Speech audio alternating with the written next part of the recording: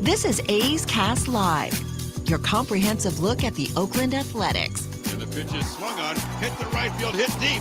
Whitefield going back at the track, over his head, and over the wall. Do you believe that? And 29 other MLB clubs.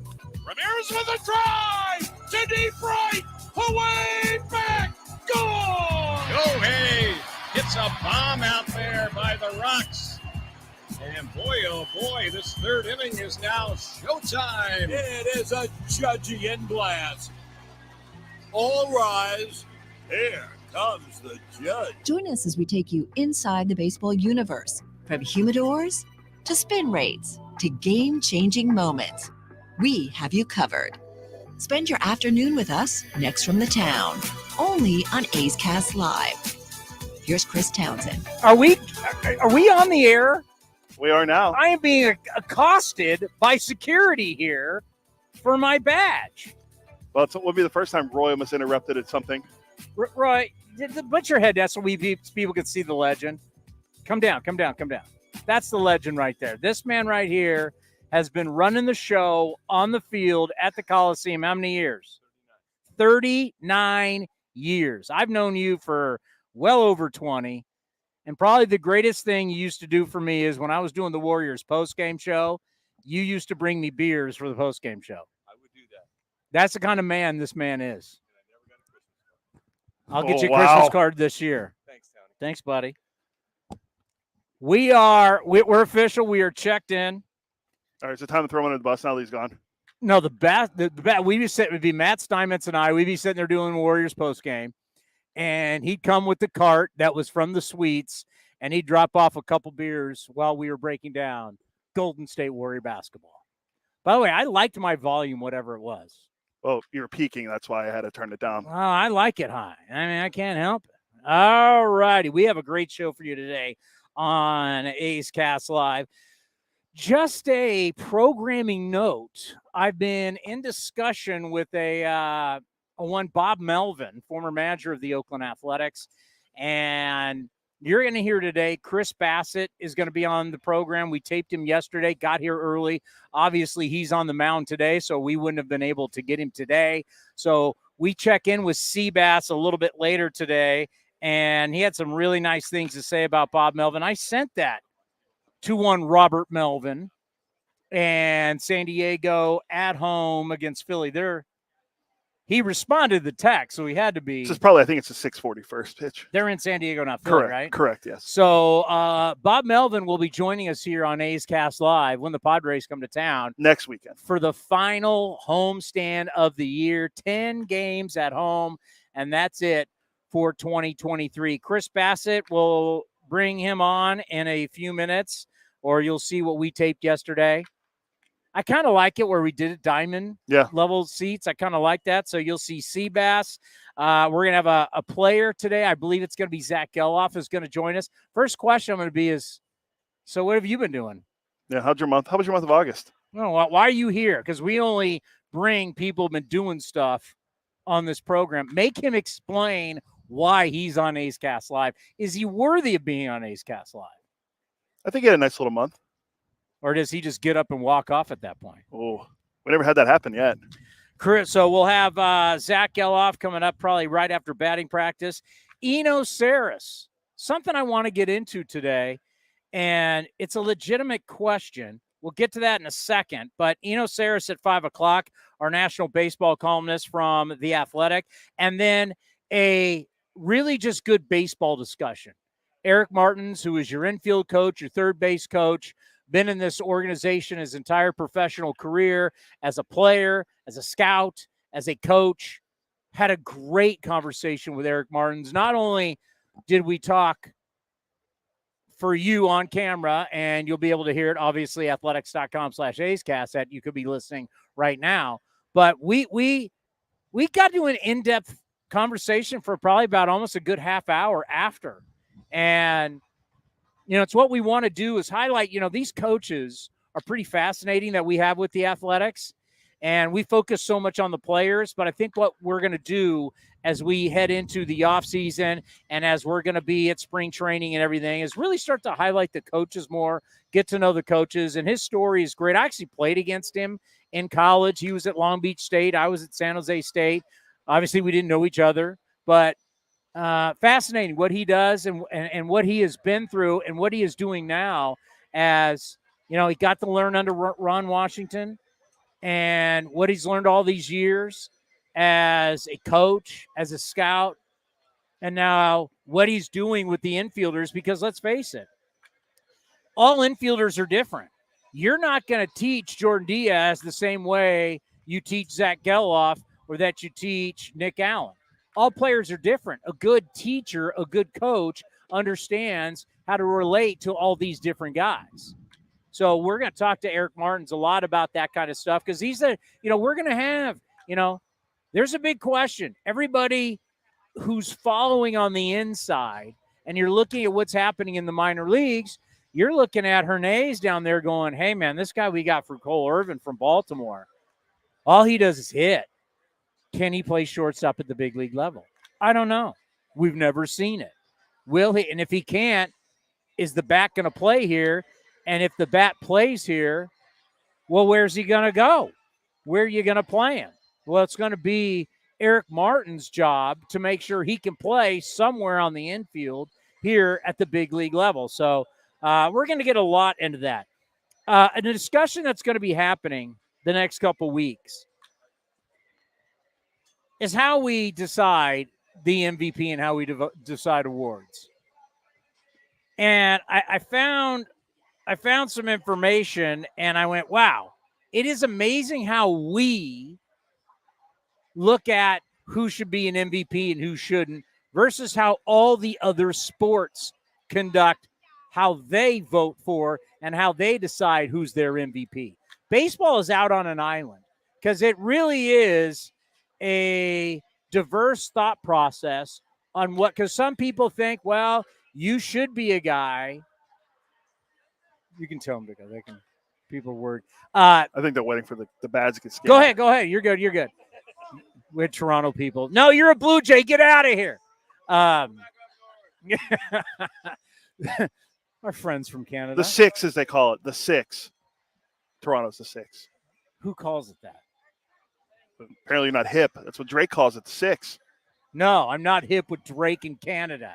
And I'm proud of that, even though I like Drake, but I'm not going for the Canada part of Drake. Who calls it the 6? Am I wrong? Is it not called the 6? So, see, our young crack staff who were much younger than me. Show me where people other than Drake call Toronto the 6. And why does he call it the 6? You better have an answer. I'm pretty sure it's not like the area code or zip code up there. I don't know. When Lawrence Butler throws up the 4s, he can give us a reason why he throws up the 4s. Why does he call it the 6? Or you just bogarting some song and you really don't know the origin of it? I've heard it on a broadcast. I wasn't born in Canada. I don't know. I have no idea. Oh, so you're throwing it out there like you know, and now you've been challenged. I'm a Midwest boy, as you say. Now that you've been challenged, you're backing up faster than Deion Sanders. Hey, Coach Prime, 22 in the nation. We have a Colorado household now. All right, but what? One game and all of a sudden now you're now Deion Sanders. I gotta like somebody in the Pac-12. Fanboy. I need to change. I need to amend my prediction. I want permission to amend live here, audio and video. Hold on, I looked up the Toronto thing. Toronto's called the 6 because of the 6 municipalities making up the Metro Toronto before they all joined in 1998. So it's called the 6 because of the municipalities. Yes. Oh, really? That's what I want to hear from the 6. Yeah, that's ridiculous. Okay. I want to amend my Deion Sanders prediction. I want permission, and once I'm granted this permission, if I'm right, I'm going to look like a genius. Permission granted. Permission granted. Okay. Did I do this to you or was it on air? I can't remember my prediction for Deion. Next season. I know you and I had multiple discussions. I don't know if they were on air about Deion.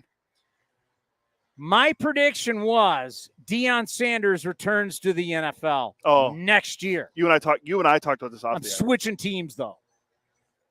Just don't steal the one I said. You said that you. I said the Miami Dolphin, Dolphins, yeah. but I got to switch it to the Cowboys. It makes a lot of sense. I am predicting right here, because folks, I love Deion. He's one of the greatest athletes. He and Bo Jackson, what they did, it's unbelievable. It's absolutely unbelievable. To play at a high level the way they did in two different sports, it's unbelievable. And now all the gushing and hype, it's great. It's great. And by the way, whether people are into it or they're criticizing it, it just goes to show this is the entertainment business. And Deion Sanders is as entertaining as anybody out there. And Deion Sanders has everybody talking college football. Right now, the Colorado Buffaloes are more relevant than just almost every single NFL team. That's how important this is. It's big time. But if you don't think Deion is about Deion, you're out of your mind. Are you an L or a D? This is where, I'm a D. You want me to be a leader? I'm a dog. Yeah, there you go. Thank you. All right. Deion Sanders next year will be the head coach of the Dallas Cowboys. Mark the tape. He will be in the NFL. He will last 1 year at Colorado, and he will be out. Is your reasoning because, the McCarthy and I just need him to go to the NFL, and I'm half right. I had Dolphins because that owner's got a load of cash, and he's got an image problem. Was it Stephen Ross is their owner? And Deion's a Florida guy, even though I think he now resides in somewhere around Dallas. But seeing how just one game, we don't know what Deion could go out next week and they could lose, right? We don't know how the season's going to go. But if there is anybody who is chasing publicity, if there is anybody who is always chasing to be the team, the franchise, it's Jerry Jones and the Dallas Cowboys, who obviously Deion and Jerry have a great relationship. He will throw the world. Now that Jerry is seeing how big this is already after one game, Mike McCarthy's not going to win with the Dallas Cowboys. Deion Sanders, mark the tape, will be the head coach of the Dallas Cowboys in 2024. Huh. You heard it here first. Deion does have his quarterback there. Trey Lance, too soon for Dak Prescott? Or I said Atlanta. Nah, Arthur Smith, they got a bunch of talent there. He can go coach third base when Wash retires for the Braves. Deion's done Atlanta. He's been there, done that. Deion, I'm not sure you get Deion out of Colorado right now for Atlanta. Cowboy job opens up. Cowboys, Jerry Jones calls him up. Can you imagine the coaching staff he put together? Deion Sanders, head coach of the Dallas Cowboys in 2024. But I want to get back to why is it our sport has such a hard time with the MVP and all the other sports don't? It's a really great question. And to go along your Pirates roots, they were showing. So in 1979, Keith Hernandez and Willie Stargell, Pop's future Hall of Famer, at the end of his rope, 79, they won the World Series. He's correct. Like 39, 38. Yes. He's old. And they tied for the MVP. But if you look at the numbers, it's a joke. It's not even close. Keith Hernandez, you want to go OPS plus, you want to go OPS, you want to go weighted runs created plus, you want to go traditional. Keith Hernandez hit like 344, had over 100 RBIs. I mean, the only thing Willie did was he had 32 home runs. He had like 88 RBIs. Willie didn't have a MVP type year, but what he meant to the Pirates and the We Believe team that eventually beat the Orioles and win the World Series, you get it. But if you did look at the numbers, they did it today on MLB Network. It's like, oh my God, this is not even close. But these were all numbers people didn't look at back then. Yeah. I mean, it's like not even like Willie Stargell shouldn't even been on the same page. I mean, it's unbelievable. And there's only been 2 times in the history of baseball the guy that's finished on the last place team won the MVP. Yeah. The Hawk, Andre Dawson, and then A-Rod with the Rangers back in 2003. So right now, we're looking at it. We're not going to have that problem this year because you have the top 2 guys, according to BetMGM. I swear to God, BetMGM is in the MLB notes today. We can't play fantasy football. Baseball. Baseball But we can in our notes be talking about what BetMGM has on who's the favorite right now because of over the weekend. Braves taking 3 out of 4. I know we've had a day off, or we've had a day since because of Labor Day. But now Acuna is the favorite according to BetMGM. You want to tell me again? Next time you put a paper in front of me telling me that I can't even play fantasy baseball, I want to have words with somebody. As long as we keep showing DraftKings, BetMGM commercials, I can't play fantasy baseball, but I can read out of the MLB notes about what BetMGM is saying because they're in bed with BetMGM. They're not saying Caesars. Yeah. They're saying BetMGM, so we're going to have to address that next year. But why is it we struggle with that? Why do we struggle? Because let's take the 49ers. If the 49ers have a great player and they have a great season, is that player could even be defense? What the hell is that? Oh, timer? So we got to do something? No. What's it for? It was for me. You baking a cake? So if a 49er has a great season, will he be up for the MVP? Yes. If the 49ers are having a bad year, will he be up for an MVP? No. Wait a minute. Guy had a great year. Why isn't he up for the MVP? His team's not winning. What? That's how it works usually in most sports. Why didn't Latrell Sprewell ever be up for an MVP in the NBA? Team weren't the Warriors weren't any good.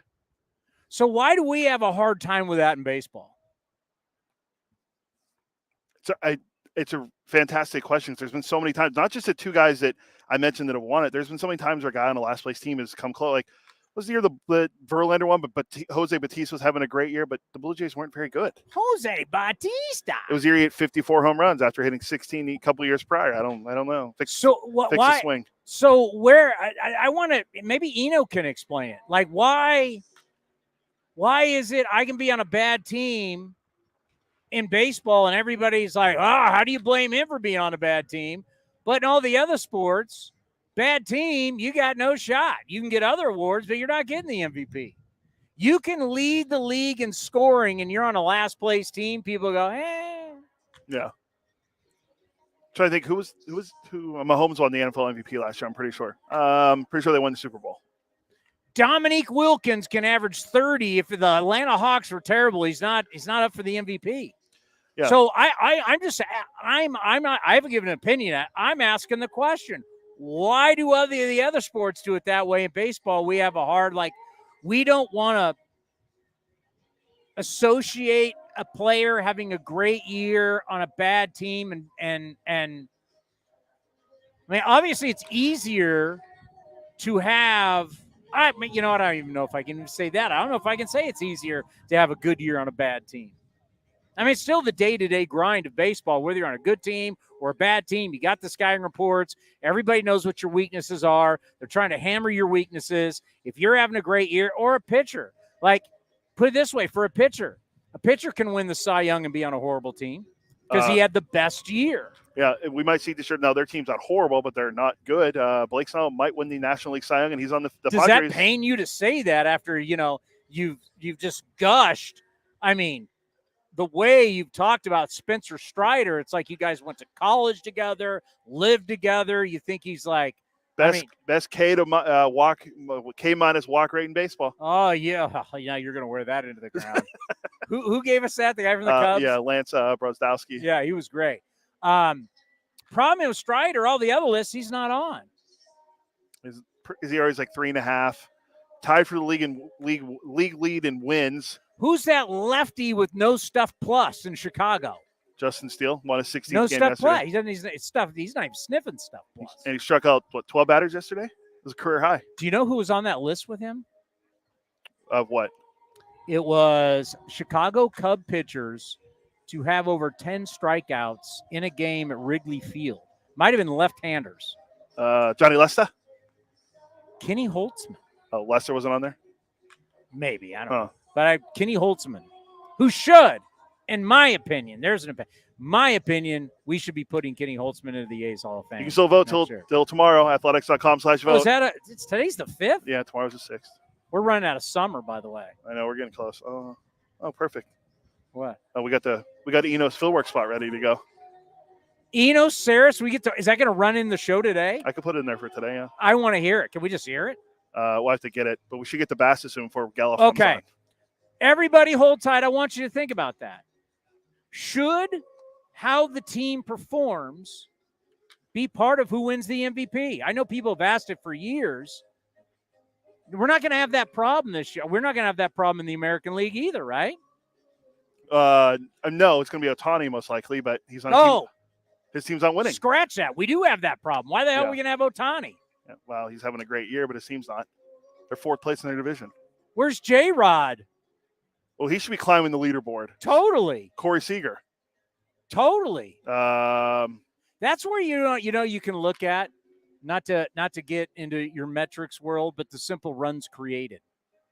Yeah, that's a good one.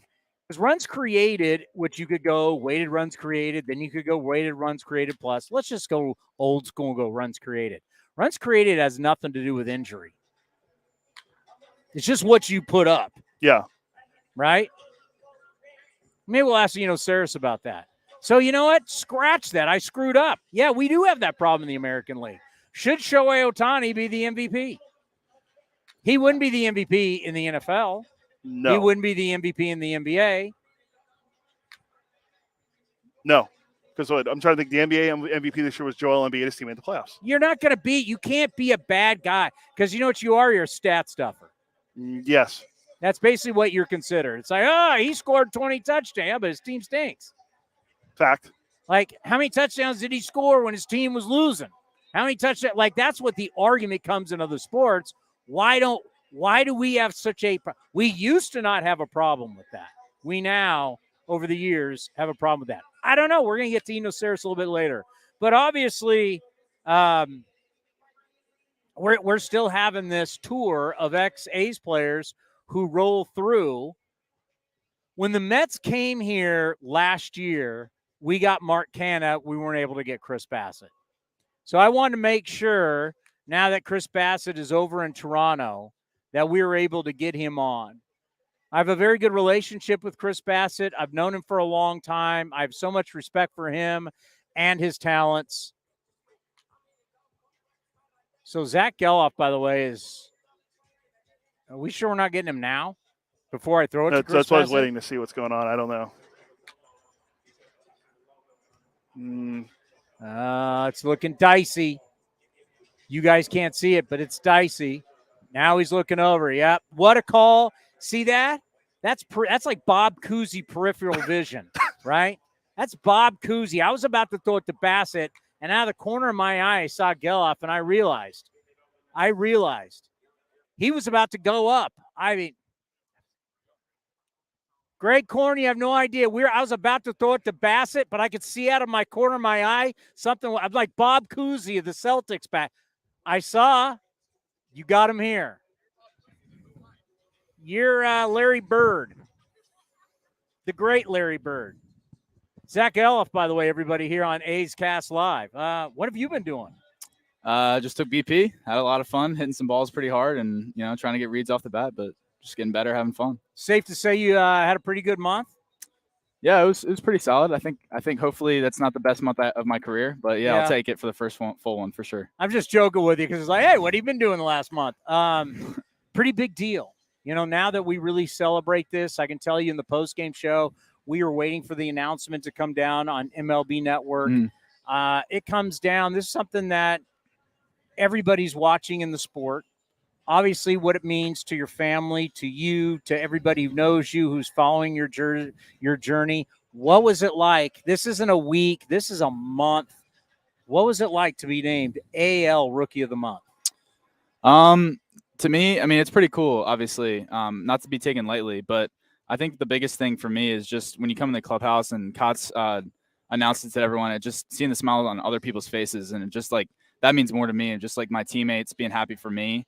And I'm obviously happy for my teammates' success as well. So I'm going to just try to keep going. But something that I feel like baseball is a year-round thing, not just 1 month. But to do it in 1 month, it just shows, I feel like, what I'm capable of, and hopefully just keep it up.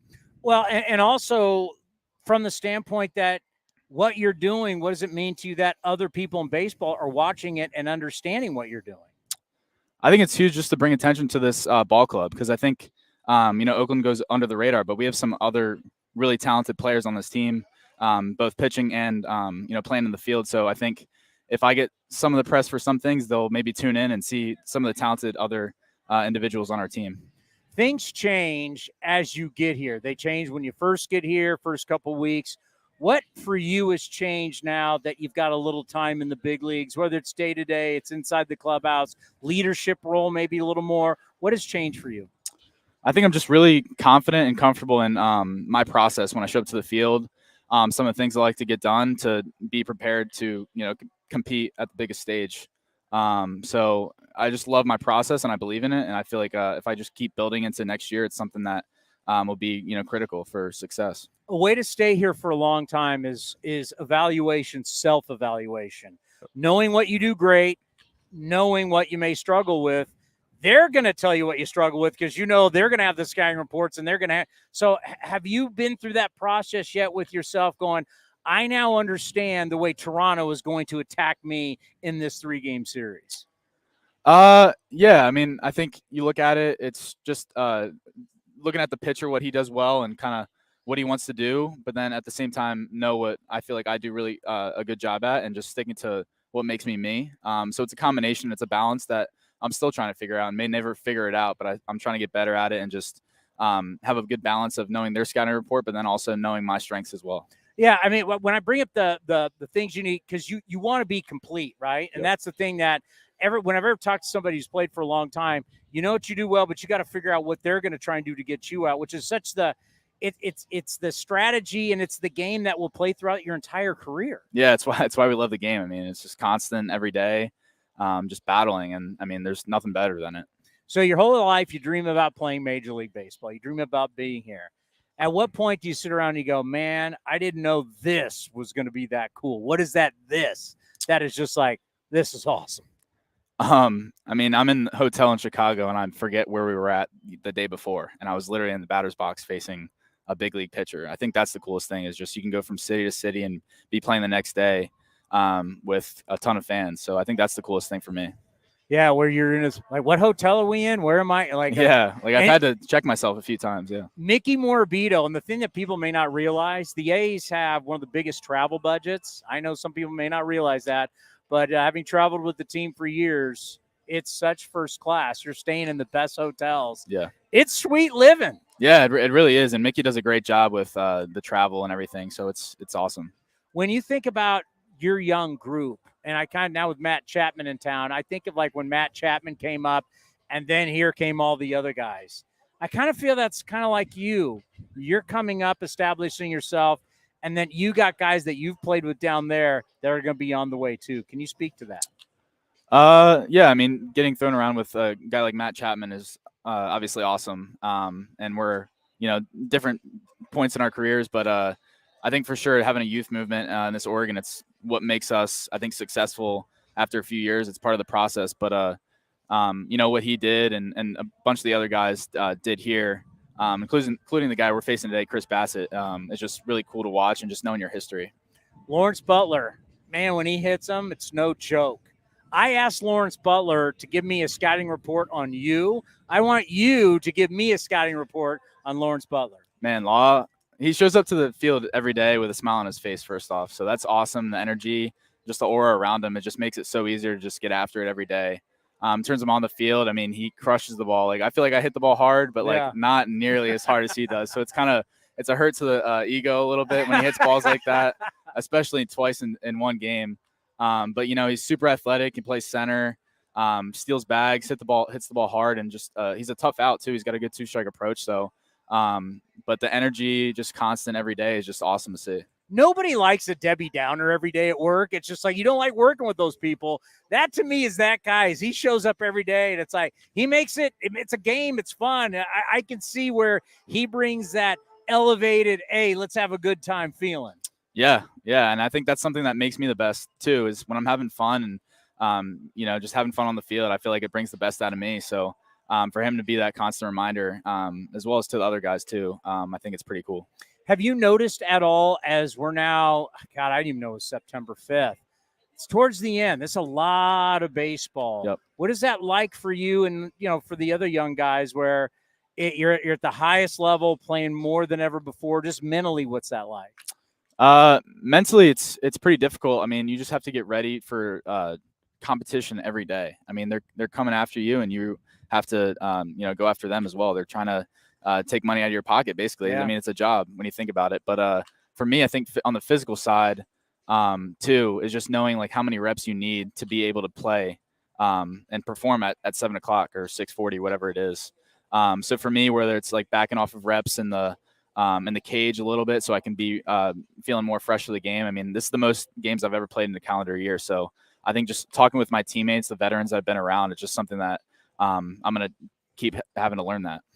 Obviously, routines will change throughout your career and as you get older, but so far since you've been up here, have you been able to establish a routine, sleep, eat, when to get here, how to get ready? Do you have one? Yes. On the road and here, I just have a really good routine. I'm staying with a few teammates, and it's just awesome. Like wake up, like go get sun, drink my athletic greens, like just like the basic stuff that you have fun with, and that I enjoy, and just try to keep going. I like how you guys got roommates because years from now it will not be. Enjoy this part because later on in life it's not going to be like that. But it's one thing doing it in college, one thing do it in the big leagues. What's it like with a couple big leaguers living in the same house, young, hanging out, more money than you've ever had before? Yeah, it's pretty cool. Staying in a house, the commute from Walnut Creek and just doing that. But there's not really much to do besides show up to the field. I mean, you play a night game tomorrow, especially. We're going to wake up at probably 7:30, 8 o'clock and come straight to the field. And then we're off to Texas for a week. So it's nice to be home, but then it's a good break to go on the road too. Who are you living with? Right now I'm living with Nikki Allen and Jonah Broad. Do you guys drive to the ballpark together? Oh yeah, every morning.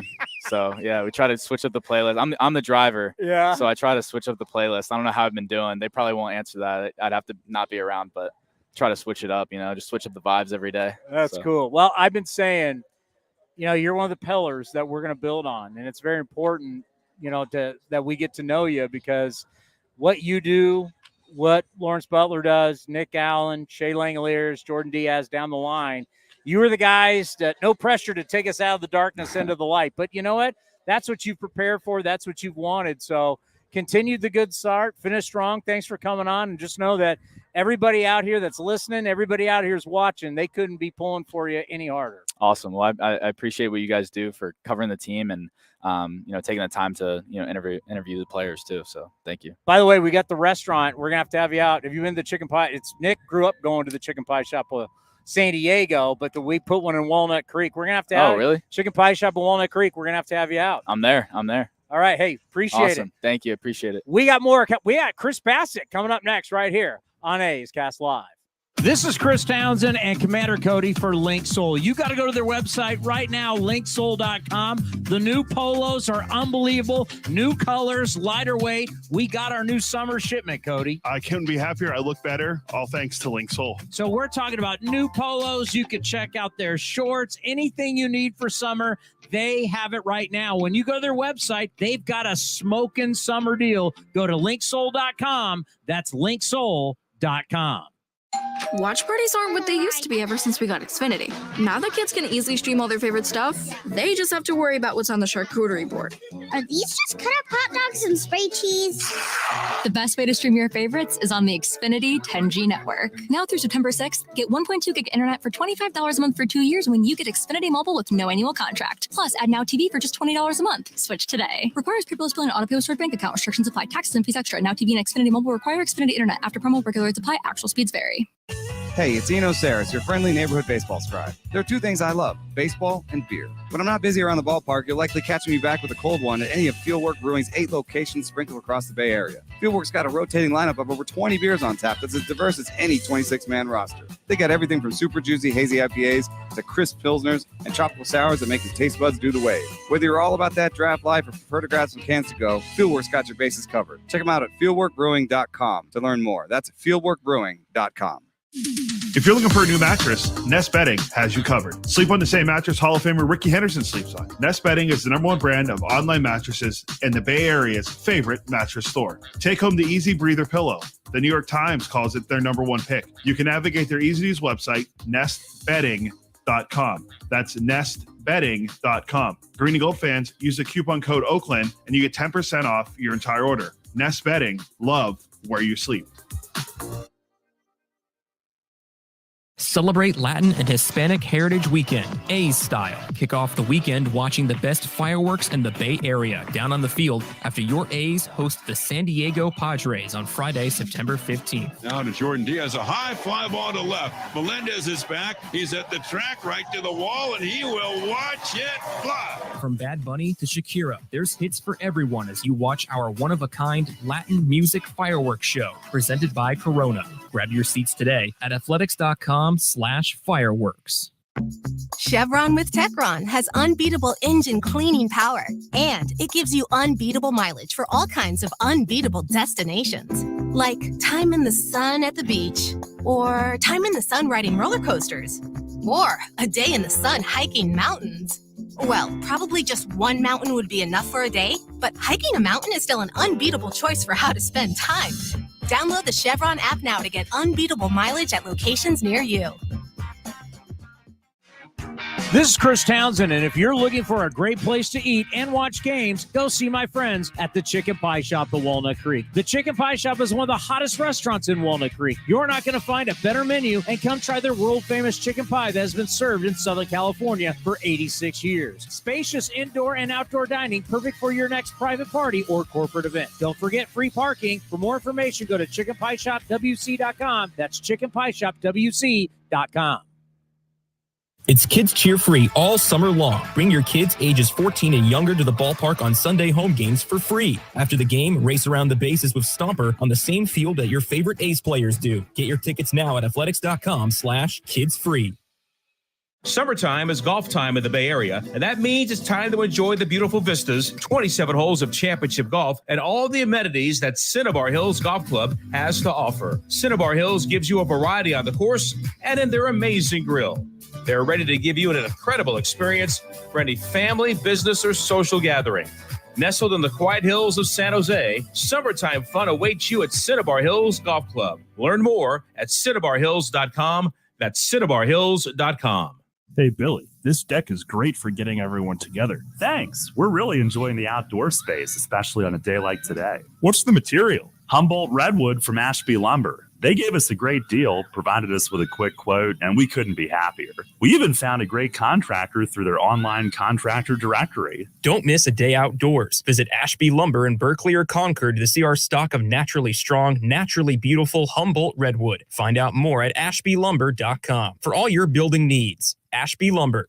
Innovation is at the core of Cal State East Bay, like at our Green Biome Institute, where faculty and students preserve genetic information from California's endangered plants, or how we open doors for local entrepreneurs at our Small Business Development Center. From educators to nurses to STEM professionals, Cal State East Bay has real impact throughout the region's neighborhoods, boardrooms, and the entire economy. Be part of the innovation. Connect with Cal State East Bay at csueastbay.edu/impact.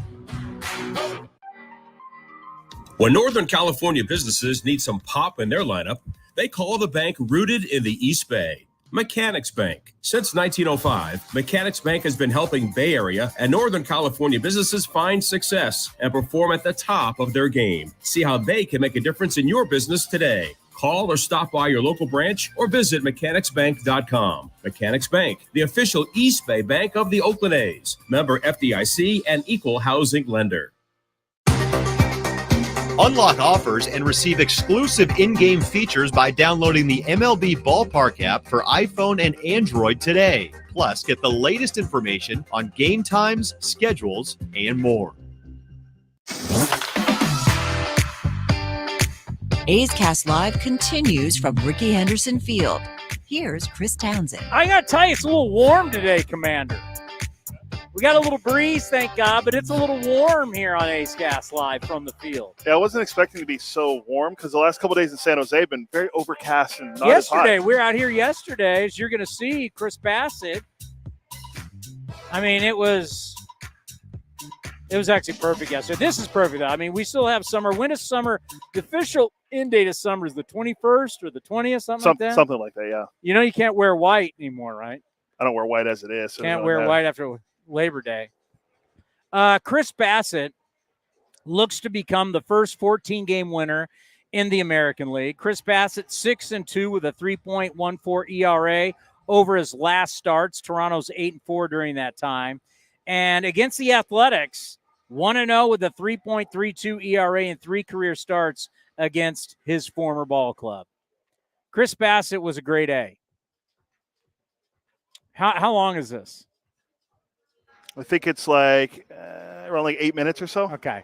Chris Bassett was a grade A. And when this team, just to give you an idea of what he meant to a lot of people around here, I took what you're going to see. I took part of this interview. Well, Cody did it, sent it to me, and I sent it to Bob Melvin today because he's going to talk about Bob Melvin. They had an interesting relationship because Bob Melvin had to be hard on him. And it changed his career. It changed his life. We talk about teaching. You know, coaching is teaching. And the great teachers, great leaders, great managers, great head coaches, whatever, they help change your life. They make an impression on your life. And clearly Bob Melvin, as you're going to listen and see here, did just that with Chris Bassett. But when you think of the ringleader of that rotation and of that pitching staff, that was pretty darn good. That was in the playoffs. Chris Bassett was a huge part. Do you remember when Chris Bassett came up, was throwing the ball real well? I would have said this would have probably been 18. And he went to Bob Melvin and said, I'll go to the bullpen. When he was a guy that could have said, the way he was throwing the ball, no, I should be starting. Said, I'll go to the bullpen. That's who he was. And he went through a lot. And he's been rewarded because he changed, because he learned, because he developed, and because he battled through Tommy John, which didn't go great for him. He had setbacks. Because of all the adversity, he climbed the mountain. Chris Bassett is a great example for everybody in life. You are going to have adversity. You are going to have hurdles in your life that you're going to have to overcome.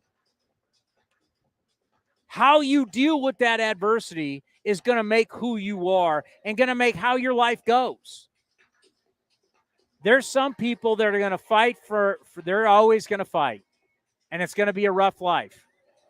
Your life is going to be one of just turmoil, constant fighting, constant stress. Some people are just like that.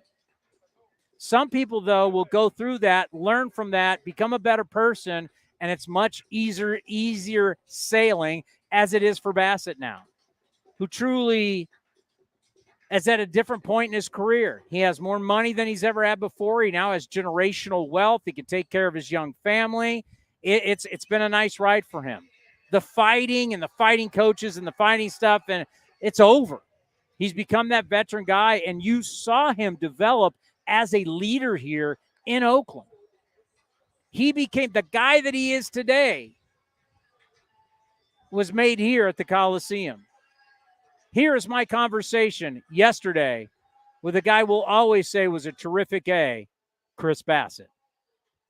On A's Cast Live, he's truly one of our all-time favorites. It's great to see him again. Chris Bassett is with us. And just how are you? It's been a while. I'm doing good. Everything's great. How about you? Things are going good. Family, everybody doing well? Everyone's great.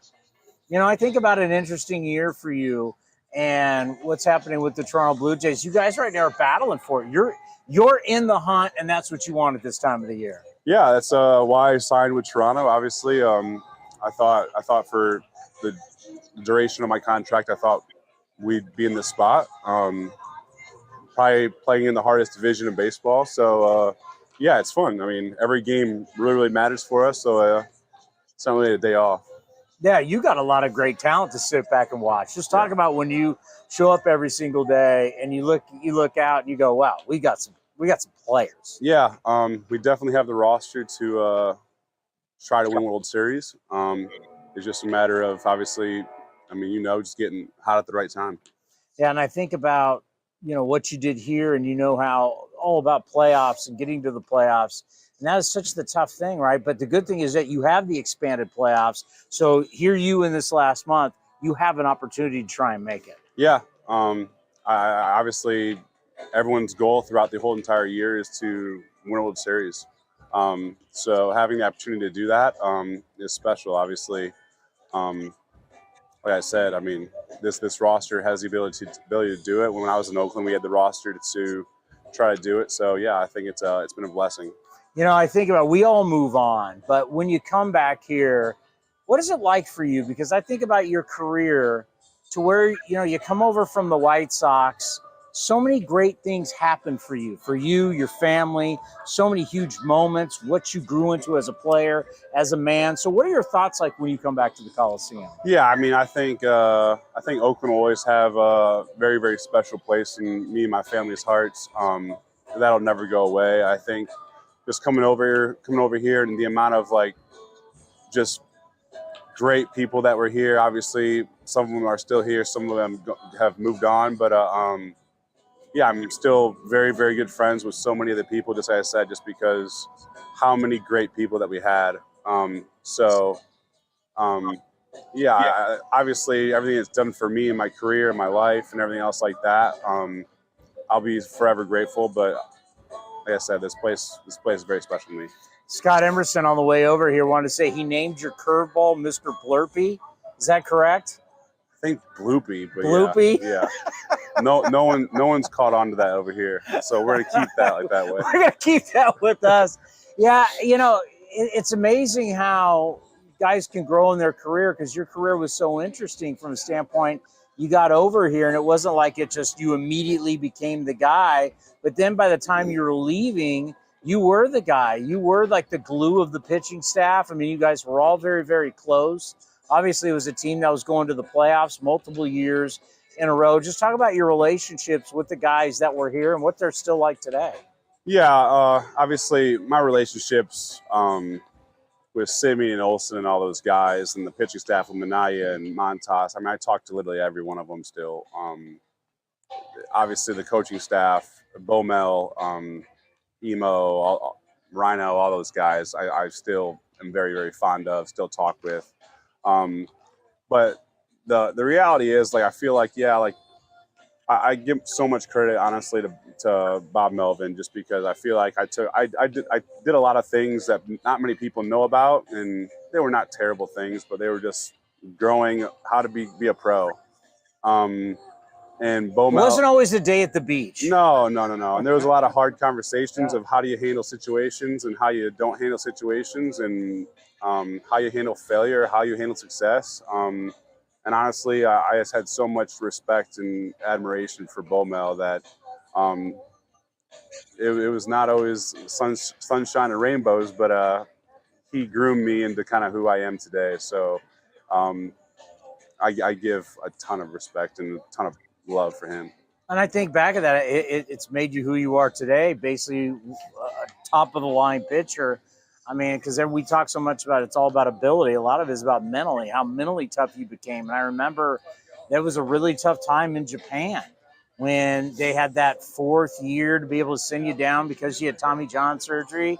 Obviously, it was a huge disappointment, but it was like all those little moments and those tough hurdles that you had to get over, it made you who you are today. Yeah, there ain't no doubt about it. Back in the day, I would have changed a lot of stuff, but today, sitting here, I would never change anything. It's allowed me to kind of see other people go through stuff and be able to be there for them. It made me tougher in the moment. Made me work harder and focus harder on things and clean some stuff up. So yeah, I wouldn't change anything now, but yeah, like I said, Bomel's a one-of-a-kind guy, I'll say that. Well, I think about your journey, and I mention you all the time still on the air with Tommy John, because it's alarming to me how many people are getting cut on, how many young people are getting cut on. And everybody tries to make it seem like it's just an easy surgery. And I go, no, it is not. And now we're looking at guys with 2 Tommy Johns, 3 Tommy Johns. You've been a mentor to a lot of people. I remember Kendall Graveman, we talked about how he relied on you. Just talk about how you've helped people, because we're trying to make it like this is an easy thing. It is not an easy thing. No, it's not. I think there's so many different hurdles that people don't realize. Even guys, we have Chad Green in our bullpen come back this year from Tommy John, and I've had some conversations with him of just like, hey, these are the steps. Now you're back in the big leagues, but honestly, I didn't even feel right when I got back to the big leagues until that next year. So there's so many steps to like so-called get back to the big leagues, but even then you still don't feel right. You still don't feel yourself. Mentally, how hard it is to even get back to throwing. Physically, how hard it is, how much work is behind the scenes with trainers.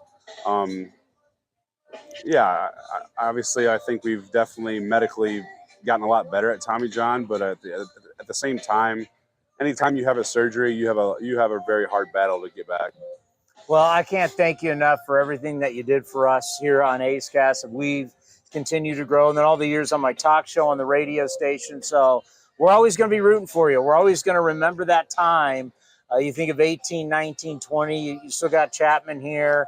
We love seeing him. You mentioned some of the guys. Yeah. And we'll just end on this. It was a special bond. I know there's still a text thread out there that a lot of you guys are still on. And even though you didn't win a World Series here, there's always going to be that real special bond that you have with the guys that you played here in Oakland with. Yeah, no doubt.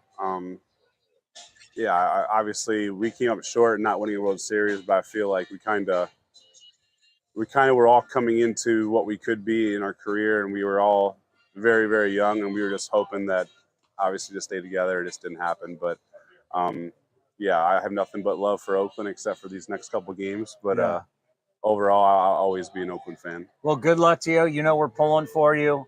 We're always going to be thinking about you as an Oakland Athletic. We'll always remember you that. But continued success, and we'll talk to you soon. Sounds good. Thank you. The great Chris Bassett right here on A's Cast Live. Yeah, man. Bassey was a good A. There's no question about it. And remember, as we always like to say, guys can make their way back to the Athletics. No question about it. And Toronto, by the way, they're fighting for their playoff lives. And every year that goes by, you start saying, well, you got this core. You thought you had this core, right? You brought Springer in. You had Bad Vlad Jr., Biggio, Bichette. You got these guys, and you've got to, at some point, you got to make hay. But here, and they're in their prime. So if you're not doing it now, and they were supposed to battle for the division, well, they're 10.5 games back. See, wild card, they're right there in the wild card. They're a half game back in the wild card, but at some point, Rogers Group, that's a big cable group that owns the team. They're spending money. There's no question about it. You've got to win. The time is now for the Toronto Blue Jays, but this is going to be another year. You're just trying to get into the wild card because clearly, all the focus always on New York and always on Boston. That's not the focus anymore.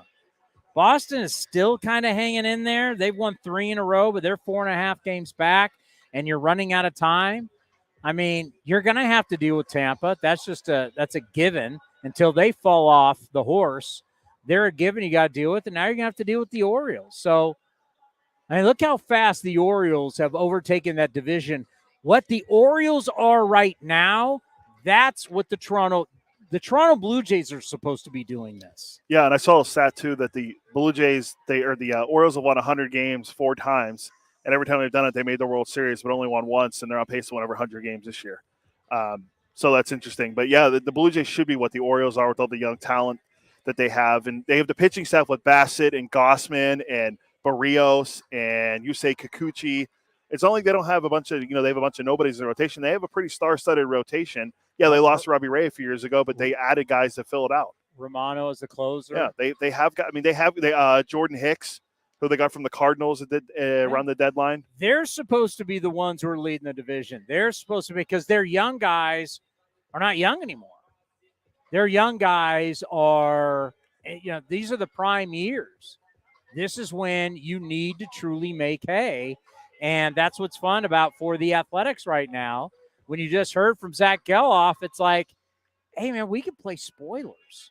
You're learning to play against playoff teams, beating playoff teams. You're able to play spoiler. It was nice to sweep Anaheim. That's great. I need to get to 50 wins for myself personally to get off the hook from Bitter Bill Modesto and a steakhouse of his choice in Modesto. Could be a bad year for you in dinner. I'm not. Whoa. Are you saying Seattle's in it already? I was saying, I said it could be. Are you saying Seattle's in it? Because if Seattle's not in it, you're taking me to get dinner again. Again, yeah. We'll see. It's still time. There's less than a month left. What are we? You're in play. Yeah. You're in play. I can't say in play runs because we're not there yet. If we're like on the day before, it'd be like when you watch it on MLB app. You see it says in play runs, meaning a run's going to score. That's when I can start celebrating. I'll wait till like a day before when the Mariners. We're down the stretch though, like in a horse race. Down the stretch they come. The best part of the horse race, everybody gets all fired up. They come running. Have you ever been to a horse race? No. You've never been to a horse race? No. I've been wanting to go to Golden Gate Fields. Now it's closing. I used to do football shows at Golden Gate Fields.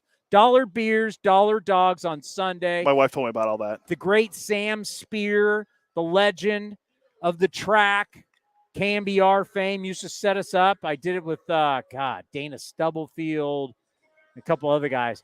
And we do an NFL show. They'd have the games up there and just have piles of cups of dollar beers. Dollar beers. And I got to tell you, when I got home after a day of football at Golden Gate Fields, I didn't feel so hot. Well, dollar beers, I can only imagine what kind of beer you're drinking. I think it was like Coors Lights or something like that. But the dollar dogs, I mean, you can only take so many dogs down. It's not like you're drinking triple IPAs. For God's sakes, I was like Joey Chestnut hanging out there, watching games and firing down, talking on the radio. What station were we on? I don't even think I was here. Some of that was 95.7. Some of that might have been 860. We've been on so many damn radio stations, I can't even keep track. Trying to think of. When I write the book, wait till you write the book about the craziness of the A's baseball, A's radio, and all the different stations. Yeah, and getting back to the Blue Jays, like they can get in, and the team that's not looking great right now is Texas. Oh, I want to get into this. That just reminded me of something. Be very afraid of when MLB Notes starts crowning you. I have learned in my time since I've been getting these notes that when they start crowning you, it's the kiss of death. Last year, the Yankees by July were the greatest team of all time. Correct, they were. By the end of the year, the Dodgers were so historic with 111 wins, no chance anybody was beating them. When they start crowning you in the notes, it literally is the kiss of death. It's like Godfather, they put the horse in your bed, you're done. You're done. It's not good. You're going to sleep with the fish, as Lou Cabrazzi. You probably don't even know that reference because you've probably never seen The Godfather. Believe it or not, I have not seen The Godfather. No, most mob movies I've seen, I've never got around to watching The Godfather. I've never seen The Godfather. Oh, my God. Oh, my God. All right, here you go. Kiss of death. I'm telling you right now, book it, bet against Atlanta. I've seen. If they crowned them, I've seen this script. This is bigger than a small sample size. This is not. When they start telling you you're unbeatable, Atlanta's won 20 of its last 26. Atlanta has a 6-game. They're now 6 games ahead of the Dodgers for the best record in the NL. The Braves are slashing 293, 359, 509, while averaging 7.3 runs per game during that stretch. Braves are on pace to score 940 runs this season, most by any team in the senior circuit since the 2000 Rockies, 968. Ronald Acuna Jr., he's homered 3 times in the LA series. He's batting .400, 4 dingers, 11 RBIs, 4 stolen bases in the last 7 games. Bet MGM, that is a gambling organization, MGM, last time I checked. Correct. Now connected to Major League Baseball. says that he's minus 185 odds ahead. He's leapt ahead of Mookie Betts, who's plus 130 in the MVP race over the weekend. Acuna now leads the NL in total bases and my favorite stat, runs created. You know why I like runs created? Didn't you say why? No. Did I? Yeah, you're talking about runs created before we went to Zach Geloff. Yeah, but do you know why I like runs created? No. It's not a percentage. We're just counting what you do to put runs on the scoreboard. We have a scoreboard up there. What do you do to put runs on the scoreboard? That's what it is. I said runs created where the injuries don't kill you. Your percent, like all this other stuff is percentages. This isn't a percentage. It's a number. Yeah. What you do, number. What do you do to put runs on the board? You can make it fancier now. Weighted runs created plus where we start talking about the ballpark and the era and all that kind of stuff. But runs create, because, it's true. Runs are different in different eras. I get it. I almost want to play the Gundy. That ain't true. It is true. A run's a run. But how, if there's more home runs in an era, they're going to score more runs. There's different eras of baseball, live ball, dead ball. I mean, there's different eras of baseball. Yeah. So, but runs created, pretty simple. How do you help put runs on the board? So I'm betting right now, I'm officially telling you the Braves will not win the World Series. The curse of the MLB notes has been set. Well, what curse was in Harry Potter? By the way, I was forced to watch the Deathly Hallows 1 and 2 were on Sci-Fi. My kids had me watching Harry Potter again. Harry Potter. Those movies are actually pretty good. Harry Potter. Never read the books. That woman is amazing that she thought of all that stuff. Oh, I know. What the hell was she tweaking on to write all that stuff? Is that J.K. Rowling? I think it's the author of Harry Potter. J.K. Rowling, thank you. I mean, what is she doing in her life? She was thinking of all of that.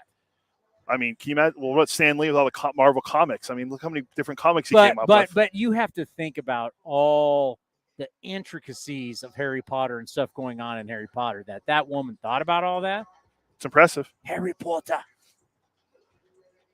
I mean, I like all of them. My wife's a big fan. She read all the books. I never. Are you afraid of the Dark Lord? Don't say his name. The Dark Lord. He shall be here. By the way, the Dark Lord. That actor is the new Ralph Fiennes. He's the new M. Yep. James so Bond. I'm sitting there watching. I can't remember which Bond it was, and I'm watching it, and I'm like, "Hey!" And I could just tell by his mouth and his voice. I'm like, "That's Voldemort." He's also the Red Dragon in the third Hannibal movie. For what it's called now. Not Puff the Magic Dragon? No. He's the villain, the one where it's pretty there's a scene in there that's pretty intense with Philip Seymour Hoffman. But yeah, I believe he's the Red Dragon there. He's had a nice little career. Eno's in the middle of deep analytics conversation. So what's up? Your boy starts cutting commercials and now he doesn't show up? Yeah, well, he's a spokesman now? We have to play him the spot. I mean, he heard it back without the music, but he hasn't heard it with the music yet. Coming up next, is baseball right or is baseball wrong? It's that simple. Is baseball right or is baseball wrong? We're basically putting baseball against all the other sports. They're either right or they're wrong. Next, right here on A's Cast Live. Your friendly neighborhood baseball scribe. There are two things I love, baseball and beer. When I'm not busy around the ballpark, you're likely catching me back with a cold one at any of Fieldwork Brewing's 8 locations sprinkled across the Bay Area. Fieldwork's got a rotating lineup of over 20 beers on tap that's as diverse as any 26-man roster. They got everything from super juicy, hazy IPAs to crisp pilsners and tropical sours that make your taste buds do the wave. Whether you're all about that draft life or prefer to grab some cans to go, Fieldwork's got your bases covered. Check them out at fieldworkbrewing.com to learn more. That's fieldworkbrewing.com. This is Chris Townsend and Commander Cody for Link Soul. The new summer colors and prints are in stock. The new polos, lightweight, all the colors you want. Fabulous. We got our new order. My wife is so happy that I'm dressing so much better. All thanks to Link Soul. You name it, whether it's polos, whether it's shorts, anything for your summer needs, you need to revamp your wardrobe. You go to linksoul.com and they got great summer deals. Go to linksoul.com. That's linksoul.com. Watch parties aren't what they used to be ever since we got Xfinity. Now that kids can easily stream all their favorite stuff, they just have to worry about what's on the charcuterie board. Are these just cut up hot dogs and spray cheese? The best way to stream your favorites is on the Xfinity 10G network. Now through September 6th, get Xfinity Gig Internet for $25 a month for 2 years with no annual contract when you add Xfinity Mobile. Switch today. Requires paperless billing and autopay with stored bank account. Restrictions apply. Taxes and fees extra. Xfinity Mobile requires Xfinity Internet. After promo, regular rates apply to internet service and Wi-Fi equipment. Actual speeds vary. Celebrate Latin and Hispanic Heritage Night at the ballpark. Join your A's on Saturday, September 16th as we celebrate the people, culture, and traditions through live music and games. 3-2 pitch, and Jordan hits a deep drive to left. Cabrera going back at the track, right to the wall. He will watch it fly. And Jordan Diaz has a 3-homer game. And take your sock game to the next level with our giveaway featuring commemorative socks presented by Chevrolet. Grab your tickets now at athletics.com/tickets. If you're looking for a new mattress, Nest Bedding has you covered. Sleep on the same mattress Hall of Famer Ricky Henderson sleeps on. Nest Bedding is the #1 brand of online mattresses and the Bay Area's favorite mattress store. Take home the Easy Breather pillow. The New York Times calls it their #1 pick. You can navigate their easy-to-use website, nestbedding.com. That's nestbedding.com. Green and Gold fans, use the coupon code Oakland and you get 10% off your entire order. Nest Bedding, love where you sleep. Chevron with Techron has unbeatable engine cleaning power, and it gives you unbeatable mileage for all kinds of unbeatable destinations. Like time in the sun at the beach, or time in the sun riding roller coasters, or a day in the sun hiking mountains. Well, probably just one mountain would be enough for a day, but hiking a mountain is still an unbeatable choice for how to spend time. Download the Chevron app now to get unbeatable mileage at locations near you. If you're looking for a great place to eat and watch games, go see our friends at the Chicken Pie Shop of Walnut Creek. The Chicken Pie Shop is one of the hottest restaurants in Walnut Creek. You're not going to find a better menu, and come try their world-famous chicken pie that has been served in Southern California for 86 years. Spacious indoor and outdoor dining, perfect for your next private party or corporate event. Don't forget free parking. For more information, go to chickenpieshopwc.com. That's chickenpieshopwc.com. Summertime is golf time in the Bay Area, and that means it's time to enjoy the beautiful vistas, 27 holes of championship golf, and all the amenities that Cinnabar Hills Golf Club has to offer. Cinnabar Hills gives you a variety on the course and in their amazing grill. They're ready to give you an incredible experience for any family, business, or social gathering. Nestled in the quiet hills of San Jose, summertime fun awaits you at Cinnabar Hills Golf Club. Learn more at cinnabarhills.com. That's cinnabarhills.com. And the underdogs, Oakland Athletics, win their first championship since they were in Philadelphia in 1930. Hi, I'm Raleigh Fingers, Hall of Famer, 3-time World Series champion with the Oakland A's and World Series MVP. Winning takes teamwork, skill, and heart. So when you need an ace for a personal injury lawyer that will win you the game, go with the winning team. Call Venardi Zerata at 833-VZ-for-me or go to vzlawfirm.com. Venardi Serrata, the official injury law firm of the Oakland A's. Like sports, business is about winning. Championship decisions are business decisions based on what it takes to help your company win. And that's why there's UBO Business Services, specializing in helping you win every day by streamlining workflows, managing documents, and providing the best-in-class office technology. Make your championship decision with UBO Business Services. Visit them at ubeo.com. That's ubeo.com. If you're looking for the latest green and gold gear for the 2023 season, then look no further than athletics.com/shop for your officially licensed gear. That's athletics.com/shop. Innovation. It's at the core of Cal State East Bay, like at our Green Biome Institute, where faculty and students preserve genetic information from California's endangered plants, or how we open doors for local entrepreneurs at our Small Business Development Center. From educators to nurses to STEM professionals, Cal State East Bay has real impact throughout the region's neighborhoods, boardrooms, and the entire economy. Be part of the innovation. Connect with Cal State East Bay at csueastbay.edu/impact. Streaming from the East Bay, A's Cast Live continues with Chris Townsend. All right, this is the part of the show Kind of like you watched for years when the Raiders played here.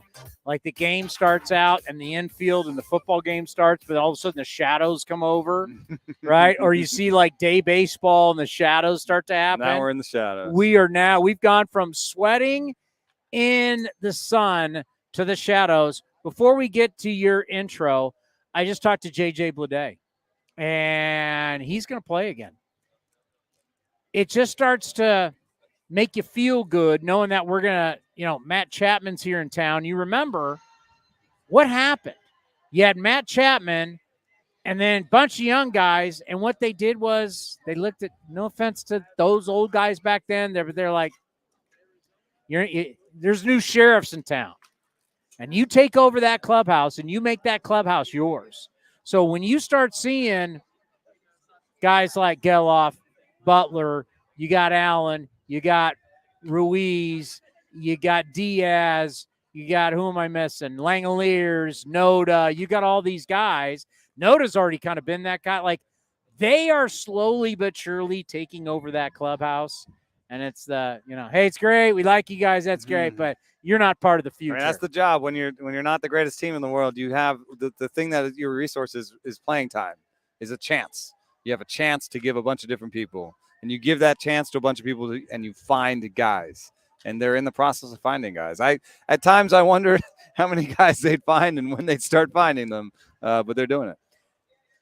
And what I like about it, and I know it's harsh to talk about, but yeah, some of these guys you're seeing here right now, you're going to see, we got this game, we got tomorrow, 10 more home games, and that's it. And there's going to be a bunch of guys that are not here. And it's going to be these young guys. It's their team, their clubhouse. It's starting now. You'll see it in spring training, and it has to happen. And no offense, but boy, do we need a change.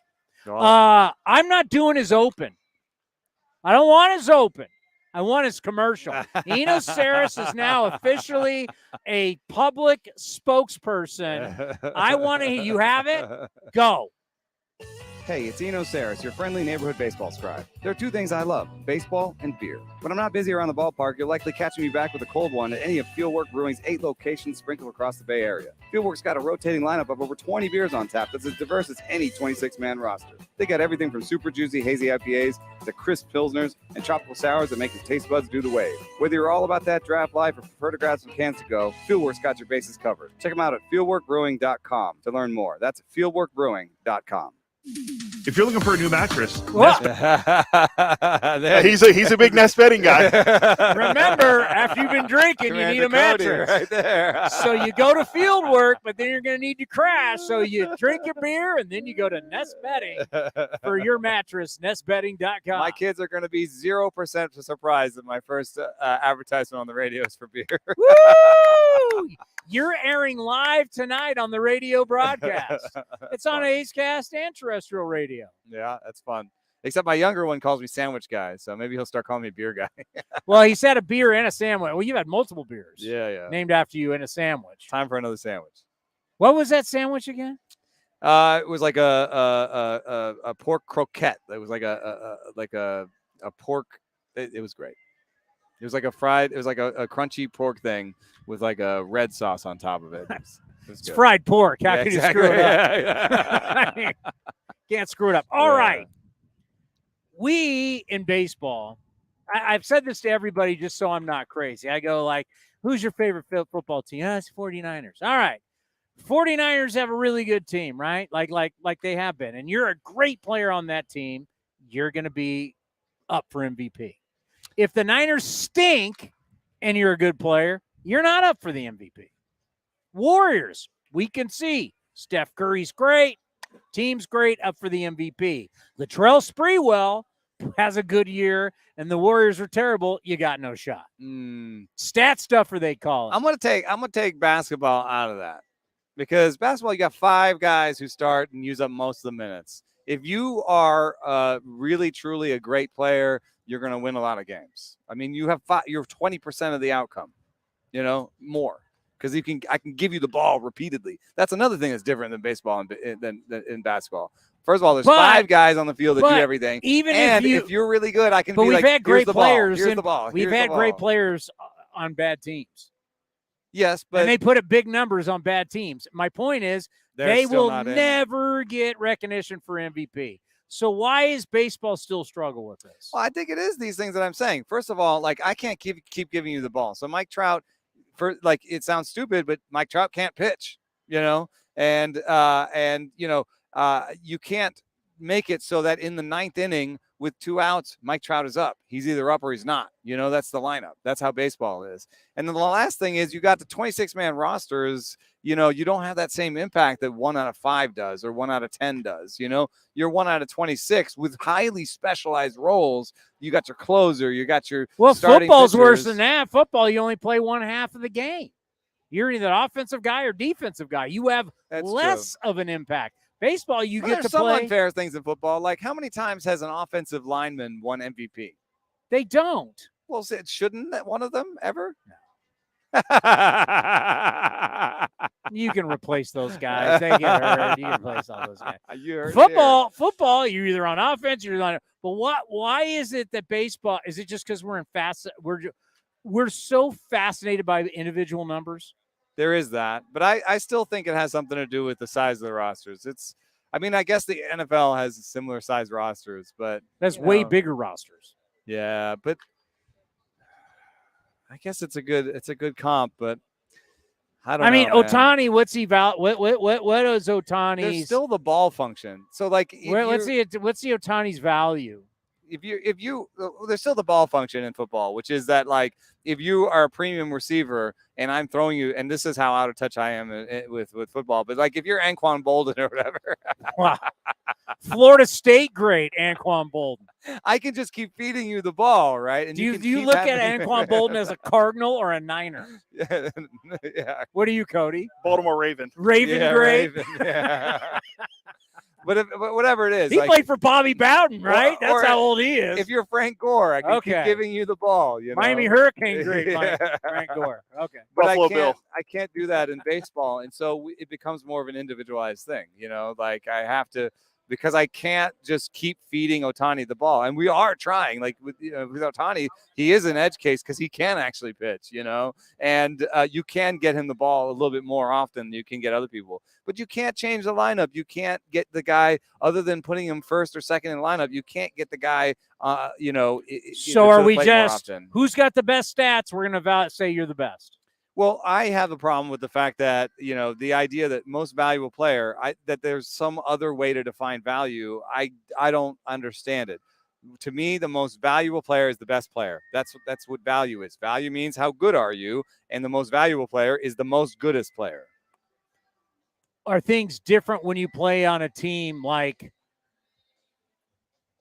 the team we got or the team the Angels? Like the Angels. It could be fair, I think. Like what stress do we have going on? Yeah, with a team that stinks and you're just putting up stats. It could be fair to start using some numbers where you sort of strength of opponent numbers. You could kind of bake that in. You're right, because Ohtani could in the next month pad his stats against some of the lower end teams that they get to, and he won't be pitched as hard. And yeah, there's something to that. But for me, the difference between Ohtani and maybe Corey Seager is, maybe he's one of the second, guys in the AL this year. You're talking about 3-4 wins. Like if it was closer, if it was Ohtani versus Judge, in the year that Ohtani won it and Judge, like when Ohtani and Judge were both great and the Yankees are going to the playoffs, if it's like a half win or something, I'm willing to give you what you're saying. I don't think wins above replacement should be something that goes down to a decimal point that you're very sure of. Are you very sure of that number behind the decimal point? I'm more like, hey, let's group these guys. And right now it's Ohtani up here. And then there's like a big gap in the next guy. But if it was close, I could say, all right, this guy's going to the playoffs. Ohtani's not. Let's give it to this other guy. I'm kind of old school. I still like runs created. Uh-huh. You want to go W and put a plus on the back of it, whatever. Uh-huh. Runs created basically just says what you put on the scoreboard, right? And it's a calculating thing. It's not a percentage thing. It only adds, yeah. Right? If you were just adding numbers, right? Yeah. Problem with Seager, it's time he hasn't played. Like if there was, it's if like there 430 plate appearances. Yeah, that's the biggest problem. So who you've got as the second best then? I would second best. In You the got AL. Seager. Yeah. Is there anybody else? I think Ohtani wins it. Yeah, there's no real Yeah. competition this year. I think what you're talking about is valid to think about. You could start, bringing some numbers in to talk about that strength of schedule, strength of opponent. There is some of that stuff out there. If it was a closer situation, if it was, for example, like you have in the NL, where I think there's a legitimate 3 contenders that are. I think you can actually just group those 3 and not look at the WAR so much. If you're talking about Freddie Freeman and Mookie Betts and Ronald Acuna Jr., I think you don't necessarily need to be like which one has the better decimal point on the WAR. You can start thinking about other things, but and the Braves and Dodgers both pretty good. What a year Matt Olson is, and he's now they've kind of left him. Yeah, he would be 4th, but he's not. He's just not quite in there. It's a little bit harder for first baseman sometimes, but. All right, BetMGM. I can't play fantasy best baseball, but we can do business with BetMGM. Figure that one out. Don't bring up the name Pete Rose. Yeah, yeah. DraftKings is great, but you guys can't play it. Okay, so right now, BetMGM over the weekend, because of what Acuna did against the Dodgers, he's now the favorite. You looking at it, who do you? Mookie Betts has about the same on-base percentage and a higher slugging percentage, and actually has better defensive numbers, and is surprisingly not like way worse on the base paths. Because as much as Acuna does on the base pass, he also sometimes gives back on the base pass, gets picked off or, tries to stretch something and gets thrown off. So, I don't think that Acuna's base running is enough to overcome, like, for example, just in very basic numbers, Mookie Betts has 38 homers. He's like 6, 7, 8, like ahead of Acuna. So that's a lot of RBI. That's a lot of runs driven. That's in the bank, whereas, I think that, on base percentage, are about the same. So I think it could be Mookie, man. I mean, it's kind of hard to say. And I would say in that, I watched a lot of that series. They were definitely, Mookie and Acuna were both trying to win it for their teams and were aware of the MVP race. And they were going toe to toe, and Mookie did come up short. So, I mean, now for value I think it's kind of weak that now people who are in the Mookie Betts corner are now trying to go the stolen base is overrated, and it's easier to easier to get stolen bases now. I think that's kind of weak. But when we talk about value, how much does it play that Mookie actually has gone in and helped the team out being an infielder this year? Yeah, I mean, he played short, played second. It's pretty awesome. Did Ohtani play short? Did he? No. But, I mean, I also think that, like, once you hit a homer, you score on average like 2 or 3 runs, right? Like and if you steal a base, like how many runs did you score on average stealing 1 base? You know what I mean? You kind of almost have to be like, okay, for every 3 or 4 stolen bases, I get a homer, So that's why the math sort of works out that way. There are people rightly bringing up that there are secondary effects for speed. Some of these mostly benefit Acuna Jr., though. For example, the infielders will play you differently if you're fast. So Albert Pujols, the infielders will play, when in his last year, they will play on the grass, like on the very, very end of. They can't play the grass anymore. Left field. Yeah. I mean, because they feel like they get they it. And they wait. I just throw it over there. And somebody told me that Billy Hamilton, one of the fastest guys in baseball, has like a double-A bat, and the only reason he's ever played in the big leagues is because the defenders had to play so close in because he's so fast that he was able to sneak some cheese past them. So but that's a benefit for Acuna. That's not a benefit for his teammates.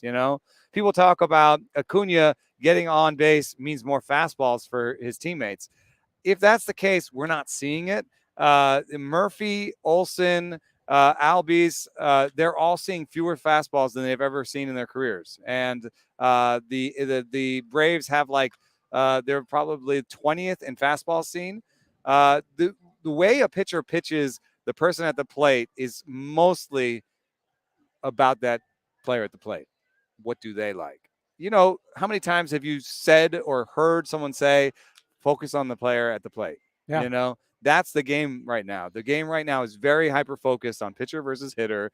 And, whatever happens behind me happens behind me. Like we can do our best to be competitive on that, but I want to strike this guy out at the plate. So we got 24, 23 games. Everybody's got between about 25 and 23 games. Right now, you got Ohtani and you got Mookie. Yeah. Okay. And you got a vote, right? Not in those things. What do you have a vote in? I'm not allowed to talk about the ones I have a vote in. What do you have a vote in? I think American League Cy Young. Ooh. But So I'm not yeah, supposed we to- can't influence it's, you. Yeah, and it's very important that. Do you have it's National very League Cy important Young? that I don't know. I don't think so. Just American. It's very important that I don't talk about it because of what you were talking about earlier. Because What was I betting talking about? people are listening. Yeah, I was gonna. They're going to set the lines and stuff. I and was people. gonna be like, hey, Yeah. So. Can we talk National League since you don't have National League? Yeah. Yeah. Why? So, for some reason, Spencer Strider. There's somebody that's on this show a lot who just thinks Spencer Strider, because he strikes everybody out, he's the greatest Got player the of all best stuff in time. baseball. And I'm like, well, I don't know. There's this guy in Chicago keeps getting everybody out. And what's that guy who's kind of soft in San Diego? But the soft guy in San Diego's actually had a really good year. Yeah, well, Blake Snell has great stuff too. I mean, I'm not against Blake Snell. I think I would probably have it Strider, Snell, Steele, but You'd have Strider one? Dude has like maybe a 3.5 ERA. I think he has like 35 more strikeouts than Who cares? Than Steele. Do you want to give up less runs or strike out more guys? You're talking about how good is this pitcher. On the strikeout, you know the pitcher is that good. On the ball in play, that was how much percent pitcher, how much percent third baseman, how much percent first So now baseman? Strider's defense sucks and they've won all these games? No, I'm just saying that once the ball is in play, you don't have as much control over Strikeouts it. are more important than how many runs you give up, is what you're saying. Just say it. Just say it. You want to say it. If I am evaluating the pitcher. I want the truth. If I'm evaluating I want the pitcher, truth. yes. If I'm evaluating the pitcher, yes. If I'm trying to win games, then no. I mean, the runs matter. Shohei Ohtani's agent talked today. Agents are supposed to do what they do, right? I want to say the same thing. I was thinking about this as I was listening to it and hearing and people reading the quotes about it. You need to understand baseball falls into this trap all the time. Let's just go from the business aspect. We talked a lot about how valuable he was from the international money to the domestic money. I get all of that. But if now we're just going to talk the baseball standpoint, he is in his prime and his elbow's given out twice. You now, if you're going to sign him long-term, are going to be signing a guy who's heading to his 30s. We know you don't get better in your 30s. So you got twice bum elbow, and you're buying the hitter that's going well into his 30s. My point is this. We sign guys with bum elbows all the time. We sign guys with Tommy John, 2 Tommy Johns. We just signed Jameson Taillon to $60 million off of 2 Tommy Johns, right? So if I could offer you Xander Bogaerts plus Jameson Taillon, then you would probably do that. And if I did offer that to you, you were talking $350, $400 million. Actually, I would not take Xander Bogaerts because that contract's going to be a train wreck. I think Ohtani's a better hitter than him. So I know, but you're buying a guy. Okay, in what his if I could 30s. offer you Soto plus Jameson Taillon in one package? What am I going to get from him? Am I going to make him a reliever? One of the things that is tough about making him a reliever that I hadn't thought of is how do you make him a closer if he's on the field in the 8th? I guess with universal DH, you don't have to worry about that. Well, that's when we bring But Mark Kotze out because Mark Kotze Kotze did that at Fullerton. Yeah. He was their closer. How do they do that in college? He would warm up. In the outfield? And then when they need him. But you got to remember, if it's a home game, you can go down because technically as a pitcher, and I can speak to this, I needed 8-10 pitches. I was ready to rock. So if it's a home game, let's say Ohtani's playing They'd here. have to change him up. He's very fastidious he does long, warm-ups routines. Oh, that's not good. Yeah. That's not good. But if you could get him down to like a 10-pitch routine or something, then you could do something like that. You're right. Or he just DHs all the time, and he's your DH / and then closer. you make him into, DH closer. That works too. Well, yeah. Do you see him ever really going to the field? But what if he's also on second base in the 8th? You know, at some point, get out there and throw it. Let's go, big boy. You're going to have 2 pitches. Yeah. right? He's gonna fastball slider, fastball split. Well, the agent came out and said some stuff about the injuries in a different place, so it's not to the one that he's not to the ligament that the fresh The ligament, UCL, yeah. you know. And he was saying he wouldn't say it out loud, but the way I was reading what he was saying, and this is just me speculating, but speculating based on what the agent said, is that he could get like an internal brace, which is a 6-month procedure. And if he gets that 6-month procedure, he could be hitting in spring training and throwing in May. Now, what do you think? Like recently, it's the oblique, it's the fatigue, there's a lot going on there. But he has some agency too, man. Like you got to talk to him. You like he wants to do these things, and so you got to let him do it. I love that about him. Yeah. I mean, that was the one thing. Like when he first came over, and he'd pitch and then wouldn't hit for. I went. He wasn't hitting that well. Yeah. But the guy in the World Baseball Classic is the guy. He's all in. I love the fact he's a gamer. He is a gamer. Yeah. And I think it'll maybe it starts with 3, but it'll be like 384. I think it'll start with a 4 and be like 420, 440. That to me, yeah, people were talking 600. Yeah. I mean, think of where we were. That's where I get with you're not buying prime years. You're gonna get like 2, 3. It's possible he does the pillow contract too. Where you got opt-outs. If everybody's nervous about the elbow, where he just does 1 year or something and he just like comes back out. I could see he's already making so much money, and we don't even know what he makes. And money is not the number one thing for him. It's pretty obvious because he came over early and cost himself millions. Well, we don't know what he makes off the field. Yeah. Remember, Michael Jordan became a billionaire because of Nike and Gatorade, not because of the Chicago Bulls. I've seen some wild Yu Darvish commercials from Japan. Like they make a lot of money. It's like the soccer players. They make a lot of money away from the sport. Yeah, so I think the 1 year deal is possible, but if someone signs him to a 10-year deal, it's going to start with a 4. All right, Cole Reagans, you did a piece on him. Now he's the guy that had 2 Tommy Johns down in Texas. Yeah, and his was really sad because he had a Tommy John and then it tore in his final rehab start. And then I believe when he came back from the second Tommy John, the only reason why I really know this guy is what I know. It's because I think it was against us. Yeah. And I prepared for that game. Oh, this is interesting. He was a top prospect. Mm-hmm. He's never been healthy. 2 Tommy Johns, and you're like, damn. Yeah. So now he's actually finally making it happen. Well, not only that, and he went from 92 last year to 97. He's sitting 97 this year. He hit 101 in the 6th inning, and he's doing great. And one of the things that was most interesting for me about the piece, and I went into it with him and his trainer, his offseason trainer at Shred Athletic, was that if you rehab too long, the things that we do in rehab are sometimes suboptimal. And so he rehabbed for 2 years. And you know what happens if you rehab for 2 years? You don't throw a breaking ball because, Tommy John, they said, don't throw your hard breaking ball for a while.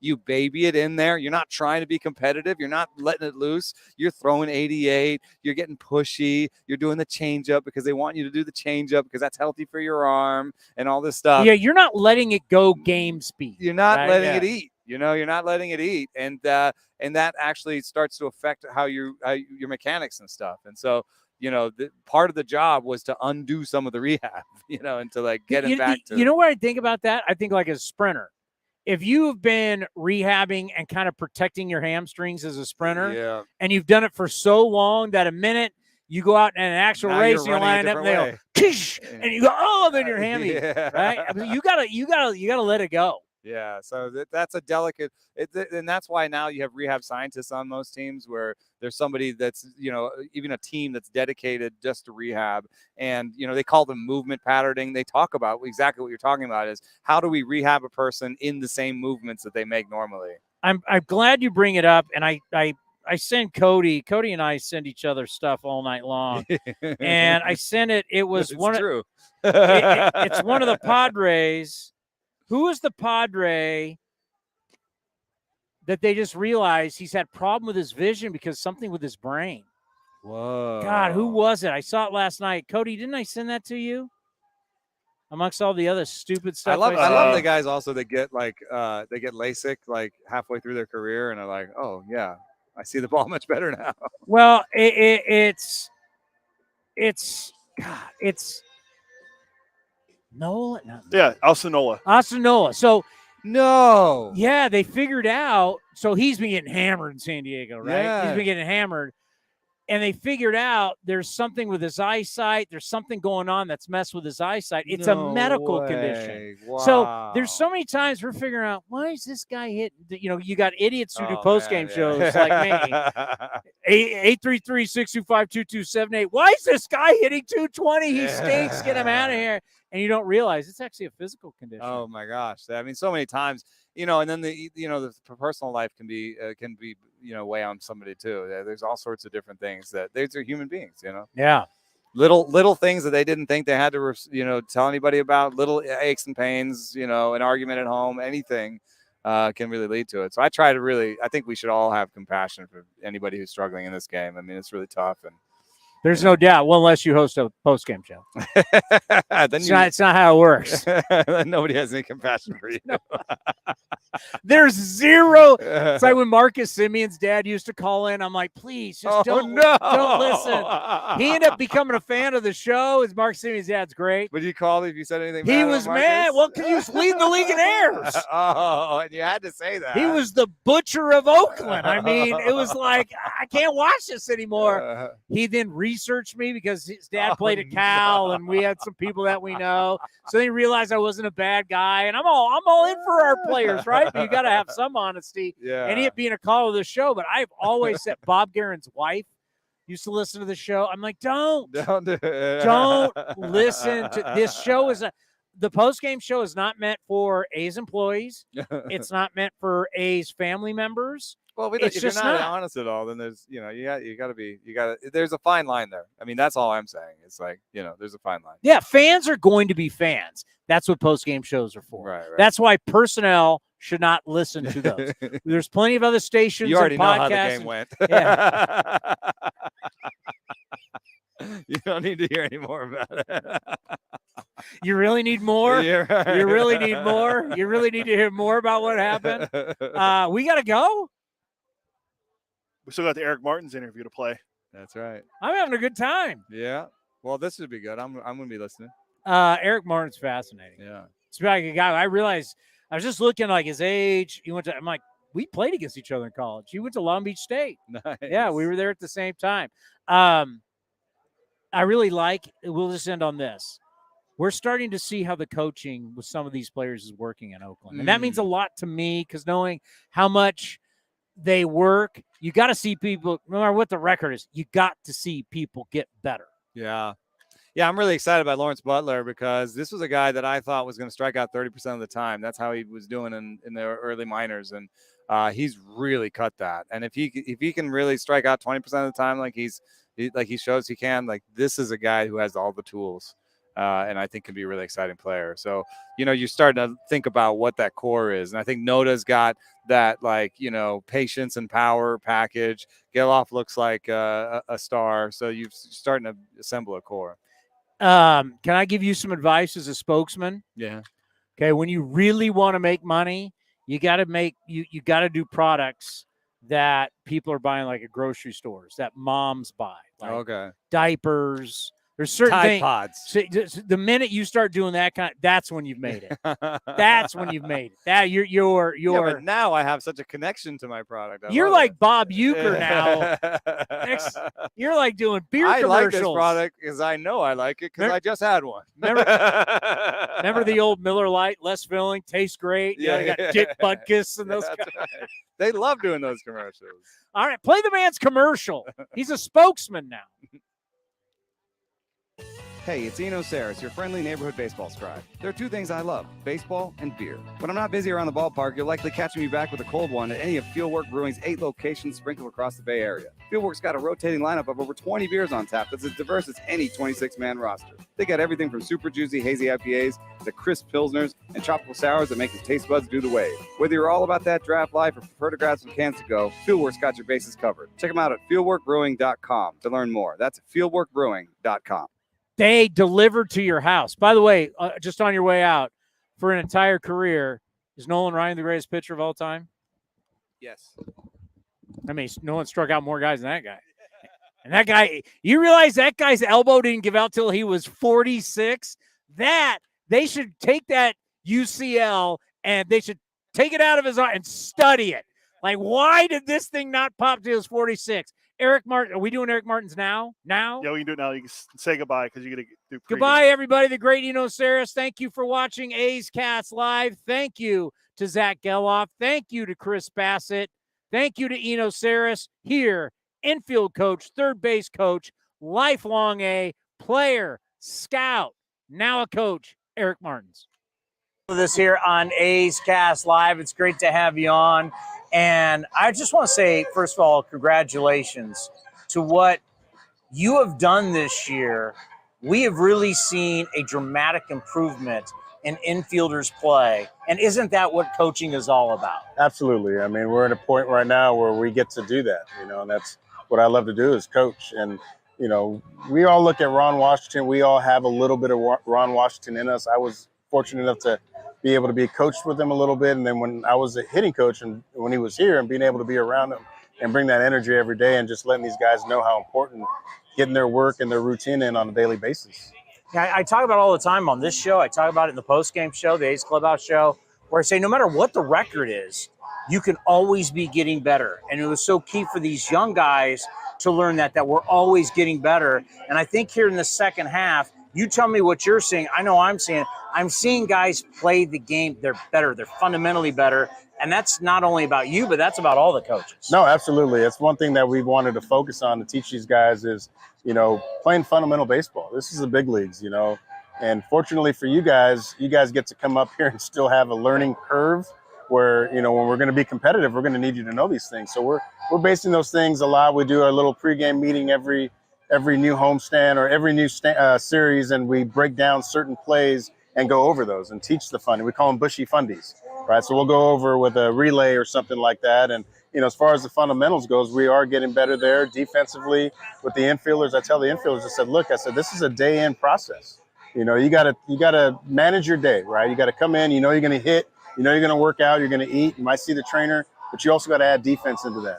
And our routine that we do is 5 minutes. So if you can't give yourself 5 minutes on a day, you're not preparing yourself fully to be prepared for the game. I think about certain guys are just different. I mean, when I look at Jordan Diaz, to me, he's not a natural infielder compared to Nick Allen, who is a natural infielder. Talk about how you work with different guys and different skill sets. Absolutely. We have our routine out here where it's based on our footwork. I do a little ladders and cones and little glove work, just the routines that we're doing. Guys with Nick, probably touching a little bit more on things that he needs to still continue to get better on, right? Not so much of the fundamentals because he's so fundamentally sound. With Jordan, he needs a little work everywhere, and it starts more importantly with his feet, trying to get his feet quicker, to be a little bit more athletic. He's always caught the ball, right? But everything that's been a problem with him has been his footwork, whether after he catches the ball, his feet are lazy, which affects his throws. So he's been on top of that since we got him late last year. I told him the importance of him getting out here. He wants to hit, of course, because he's a hitter. But understand that he's coming out and playing third base now. Yeah. Right? And we're giving you a run. Yeah. So do you want to be embarrassed or do you want to come out here and continue to get better and prove people wrong who said you weren't a good defender back in the day? And so now you've seen a difference in him. He's always out here every single day, making it important for him to manage his day, that he's out here on time, getting his work done. And he works really hard, and you see the improvements with him. The two guys I always bring up that I watched a lot, because I always say middle infielders have such great feet. They have the rhythm. They have the feet. They're like dancers. I think Ozzie Smith, who arguably is the greatest of all time, and Roberto Alomar. There was just something about them. Maybe you can explain it a little better than I can, but it's just it's rhythm, it's timing, it's beautiful balance and feet. The footwork is unbelievable. What truly makes a great infielder? Absolutely. I mean, you look at those guys, right? It seemed like they never got a bad hop. So that's when I watch infielders, how routine are these ground balls that when they field the ball, does it look smooth and easy each time? And when you watch it from the side, when you watch it on TV, it just looks like they're in rhythm each time. But it's the prep work before that. It's the reading of the hops, the first step, how they're breaking down, they're getting themselves in a position to field the ball clean, using their feet and their hands together to make the throw across the diamond. It's all the stuff that happens before they field that ground ball that is really important. And so those guys, I mean, Robbie was so easy. He was so fun to watch. One of my favorites. Vizquel was one of the best as well. Ozzie was just so acrobatic. I mean, the list goes on and on of infields. You watch Correa. I mean, Correa makes plays that, I mean, it's pretty nice to watch him, the way he moves and gets good angles. Bregman, I mean, Chappie, of course, I'm fortunate to have those guys. But I mean, it's all about the footwork, the timing, the rhythm, making it look effortless, when in turn, I mean, they've put themselves in a good position to make the play look the way it is. Well, you have that experience with Chapman going back to when he was a kid. Yeah, I had Chapman since he was 12 years old, you know, and I was blessed to coach him a little bit when I was scouting. I had him on my scout ball team, and then obviously drafting him and working with him here. And he's a special kid, you know, and he takes his craft serious. And that's what I try to tell these guys. I said, you watch the best at their position. You watch the Olsons, the Chapmans, the Simeons. They're superstars, but they're out here every single day still getting their work in because it's important to them. You guys are trying to make a name for yourself, and you want to kind of maybe come out here half in, half out. That's not going to happen here, and that's not going to work here. And those guys are taking it together. They've taken it to the next step of being out here, and now we go out, we take our ground balls, and it's fun. There's energy out there. They're competing. They're talking, and now their defense is fun to them. They come out, they get their work in. They're having fun with it, and it's not hard work. You know, it's just touching base, a little bit of footwork, your handwork. Boom, 5 minutes, you're done for the day. You've touched on your defense. We're ready to go. You're fully prepared for the game. And whatever happens, happens now. When they make plays on the field, you see in the improvements on even Diaz's throws, on his first steps. Look, he's never going to be a guy that's going to be rangy and have the best feet, but he can be pretty good. Like, we had him at second base last year and a little bit this year, and he made improvements because he felt confident. And fielding is confidence, and you get the confidence from the work that you do on the side. And for me, the most important stuff that we do on a daily basis to help our defense is on the side right here. It's not the ground balls we take during BP. It's not even the ground ball work. It's the stuff we do on the sides right here. How about that guy at second base right now? Because I don't think a lot of people realize how big Zach Geloff is. He was drafted as a third baseman. He's 6'3". It's not your average size for a second baseman, but obviously the arm issues moved him over there. But talk about the work in progress. It looks really good, but obviously it's not his natural position. No, I mean, he's just an unbelievable athlete. And you hit it on the head. I mean, the guy's a monster. Right, you see him on the field, okay, and then you stand next to him, you're like, geez, this guy he's massive. He could dunk on you. Yeah, I mean, you're seeing the hops that he has on some of those line drives, but he's a fun kid. I mean, you look at the work ethic and the energy and the passion that he brings every single day. And coming up here, he knew there were some things that he needed to get better. And he's continuously, now he has his own routine and he feels naked without it, which is good now. And you're seeing the improvements of him with a little bit of range to his left. We're still working on the double plays to be able to turn some that need to be turned a little bit quicker. But the kid wants to be great. That's all he cares about, helping the team win. And he's fun to work with. Let's end on this. You're drafted by the A's. You play in the A's system. You've coached in the A's system all these years. You're an A's guy. What does that mean to you, an organizational A's person? Just what does that mean to you in your career? It means a lot. I mean, this is the tradition of the Oakland A's is unbelievable. You know, I've been blessed to be here for 20-something plus years, played, scouted on top of that, coached now and here in the big leagues. And, you know, this is what I want to do. This is kind of my personality, you know, grindy kind of. You know, we don't have the best stuff, but we make do. We get out there, we get after it. Kind of like my college mantra of being a dirtbag when I was at Long Beach State. It's kind of what I'm accustomed to doing, you know, and this is kind of what I like to do and get those gritty type guys and make them better and want them to work. And, you know, but the organization, I mean, I've been blessed to be here and then bringing me back every single year.